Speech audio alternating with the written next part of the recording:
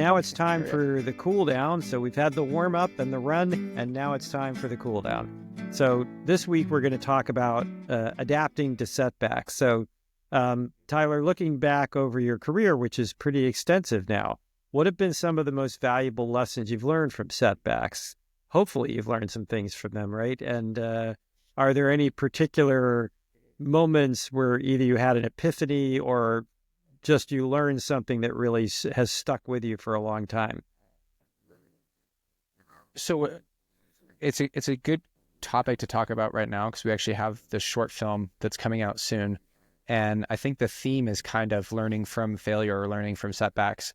And I've seen a rough cut, and the opening line is me talking about how failure, like the only real failure that I think about, especially in sport, but in general, is like a failure or setback where I don't learn something from it.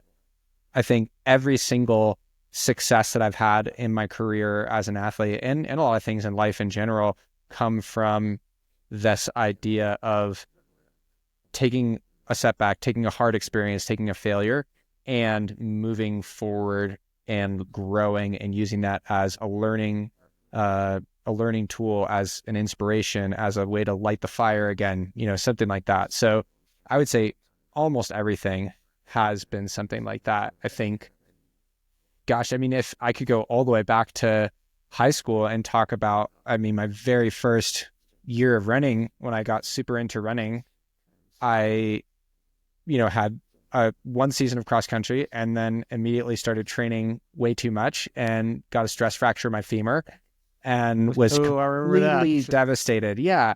And we can kind of laugh about it now. It's still that was a very raw, emotional, intense, hard time for me as a teenager because I just didn't know how to deal with it.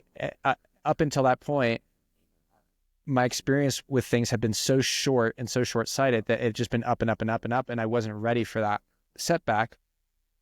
In retrospect, now, and even a couple, months or years later, what that taught me was so much about patience, about resilience, about long-term thinking, all these things that are so important in sport and in life that I now think of as my strengths. I learned from that experience. So I think that, from that very first experience, that really shaped how I would be as an athlete because it forced me to think about, okay, things are going to happen and I can't just be expecting every single day and every single week to be better than the previous. That I need to, you need to understand that there's going to be ups and downs and ebbs and flows. And the way that you're going to be successful here is learning from those and growing from those. I think the other example, I'll give bookends. So that's the very first running experience I ever had. The other one that's kind of very recent was our experience on Lhotse last year. So I was on Lhotse, which is the fourth highest mountain in the world. It's right next to Mount Everest. And I was there with my climbing partner, Chris Fisher. And we had all these big goals. We were going to do Pumori, we were going to climb Lhotse, we were going to try and climb Makalu. And basically we didn't do any of them. We failed across the board. Every single big goal that we set for that season, we failed at. And for a variety of different reasons. But I think two things. One, we had a really useful post-mortem after that whole expedition, looking at, okay, what went wrong? What can we do differently?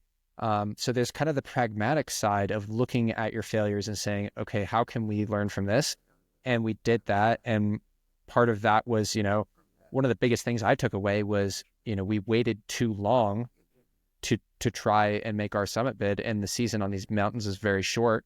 And so we were at the end of the season, we ran into a bad storm. We then came down and we just didn't have another opportunity. So that then in the fall, when I went back from Manaslu, I did the opposite. I went very, very first opportunity I had and it went great. And it also, if it hadn't gone great, I still would have had an opportunity to go again. So there's a pragmatic side of learning, but I think even more so, for me at least, I won't speak for Chris, but for me, for sure, I came out of that season with a bug in my ass about just I felt like I had a chip on my shoulder and I had to go prove something. And then I had the best summer training of my life. I won UCMB Quito, and then I had the whole fall season in the Himalaya with Manaslu and Ahmed Blam and all these other records that just went really, really well because I was so fit and because I had this fire under me from the failure in the spring to train really hard all summer to set me up well. So I think there's also an emotional side of sometimes if everything goes great, I think you can lose motivation a little bit. I think that having some failures, it's like, okay, now I got to go do it again. I got to go prove myself, and there is some ego in that, but I don't think it's a bad thing. I think it's a good thing because it motivates you to do better. I think that's I think a big part you of have to. It's right, especially at elite levels like you are. You have to maintain perspective and stay grounded. There's lots of phrases for it, but life isn't a straight line, right? No. Across the rainbow to the pot of gold. So, okay. So you talked about sort of, the bookends here that, boy, we could talk a long time about that trip we took to Arizona after you fractured your femur and could get you out of the room for a couple of days. You were so upset.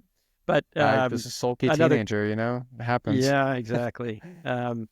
Sorry. That's okay. Actually, the scariest time was when you first discovered it, when my brother, who was a radiologist, read the x-ray. And I do. And I literally had to tackle you to prevent you from running around the house. And I was afraid you were going to really hurt yourself. I was really scared you were going to hurt yourself more because you already had a fractured femur.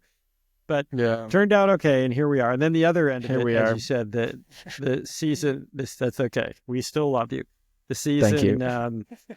With Lhotse and the other failures, as you put them, that you had. So what's changed in the way that you manage those setbacks? Are you better at anticipating from them, adjusting to them, both sides? Partly it's what we were talking about before with expectations versus reality. I just know that nothing is going to go perfect anymore.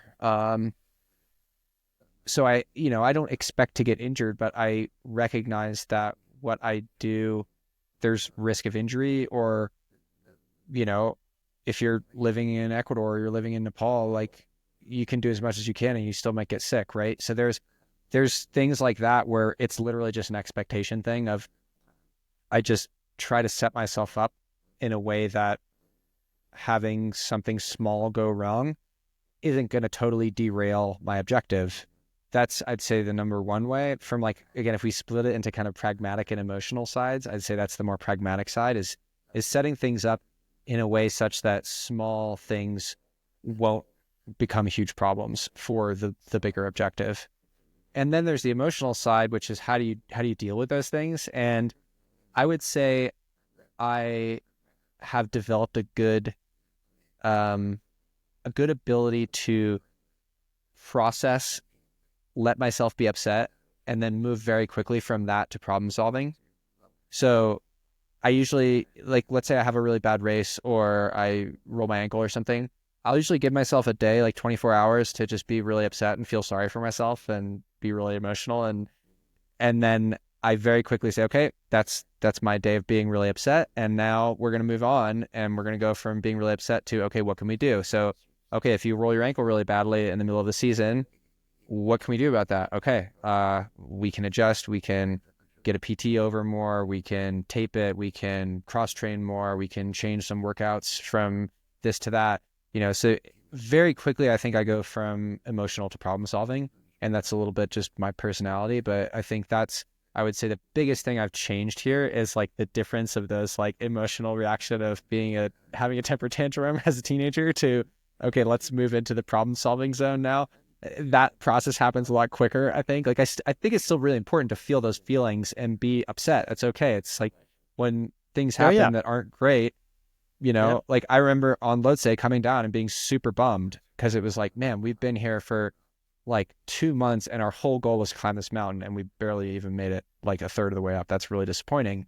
And at the same time, it's okay, well, there was a really big storm and we couldn't control that. It's outside of our control. So what can we do? Okay, can we make a second attempt? Let's see if we can do that.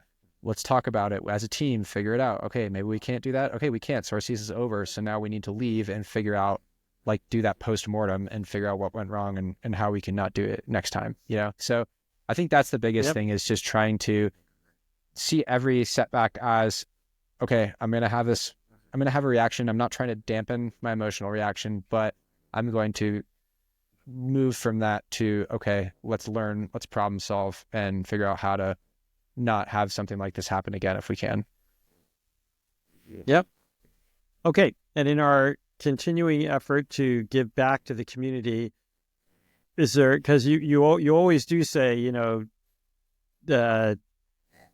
don't do as I do because I'm an elite athlete and very few people are in my position. So what advice would you give, again, to us mere mortals about handling setbacks and using them as opportunities to learn and grow? I think the 24 hours of being upset rule is a really good one. Whenever I have an athlete who I coach who has a bad race, that's always, I'm like, okay, look, don't try and problem solve. Don't try and postmortem. Just be upset. It's okay. Like, be with your feelings. Let that happen. And then let's chat in 24 or 48 hours. Just let yourself do that. Because I think there's a balance, right? You don't want to go right to problem solving. You don't want to just bottle up all that negative emotion because there's a reason you're upset. It's because you care about this thing. It's because you put a lot of effort into preparing for it. Right. And it didn't go well. Right. Or something happened in the middle that's going to derail it. Like, those are real legitimate things. And it's important to recognize why you feel that way. And you feel that way usually because, again, there's care, there's effort, there's sacrifices that are made for something that you really care about. And sometimes those things don't work out. And it's okay to feel really shitty about that. Like, I feel really shitty about it a lot of the time. Like, when these things happen, it's okay. And I think the really big thing is going like that transition and not letting that 24 hours turn into 3 weeks. It's about, okay, respect the feelings that you have, give them space, let those emotions come out, whatever it is that you do. If you want to have a glass of wine and cry with your friends, that's cool. If you want to punch a pillow, whatever it is that is your way of being upset, like, get those feelings out, but then try to transition to, okay, now let's look at it a little bit more objectively. Is there something that we could have done differently? Was this completely random? And what can we learn from this? So going from like upset to pragmatic to learning and doing the next thing. I think that's kind of how I would recommend it. Yep. Makes a lot of sense. And again, it's sort of the scaling to different time scales of, take a deep breath, right? So exactly. First thing people almost always say is, okay, take a step back and take a deep breath when you've had a big disappointment. And what you're saying is, yeah, and don't be afraid. You can take 24 hours when it's a big thing and it's a big disappointment. Don't do anything. That's the whole point of take a deep breath is you're not trying to do anything in that moment. You're just trying to release the tension and get separated from the situation. And if it's an urgent situation, you have to deal with it immediately. But if it's not, what these kind of things we're talking about, then you can take 24 hours, say, okay, I'm just going to not be happy about this for a certain period of time. And again, what you're talking about, of course, is letting your feelings out, being in touch with your feelings. So not doing that, there's a name for that. It's called repression. And repression is not good. Generally, yeah. As we know. So, so I think that's sound advice. So thanks so much. And thanks again for another great week. So take us out. All right. Well, thank you guys all for listening. As always, please send any feedback, questions, comments, concerns, hopes, dreams. You can send those to me, ty@chowski.run, or DM me, Tyler C. Andrews, on Instagram. And of course, this is a multimedia project here, so you can watch this, you can listen to this, you can also read my raw training logs. Those are a lot more technical on my blog at tylercandrews.com or tylercandrews.substack.com. Ty's Training is a Chowski media production and brought to you by Chowski Endurance Collective, the world's leader in online coaching, travel, and community for endurance athletes. Thanks for listening, and we'll talk to you next week. Ciao.